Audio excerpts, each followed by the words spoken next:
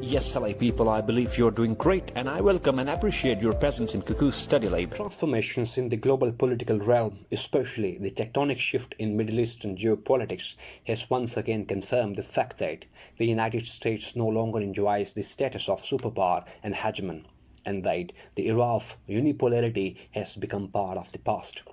Undeniably, it was the inward-looking posture and zero-sum approach of United States that necessitated the need for an alternative and a reliable actor to play a more responsible and constructive role to maintain global peace and stability.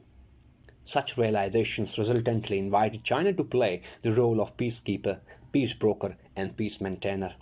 The country, after upholding a more responsible role, is engaged in bringing nations together for a prosperous and sustainable future marked by respecting state sovereignty, adhering to the principles of non-interference and intervention, and collective security. आज की sitting में हम normalisation को पढ़ेंगे between Saudi Arabia and Iran. इसमें हम पढ़ेंगे दोनों नेशंस का क्या इंटरेस्ट इस नॉर्मलाइजेशन से सर्व होगा, कैसे प्रिपेयर हुए to start a new beginning to add yet another chapter to their relations. इस सिटिंग में हम देखेंगे कि चाइना का क्या इसमें रोल है, यूएस का क्या रिस्पॉन्स आएगा या पॉसिबल क्या रिस्पॉन्स यूएस का होगा।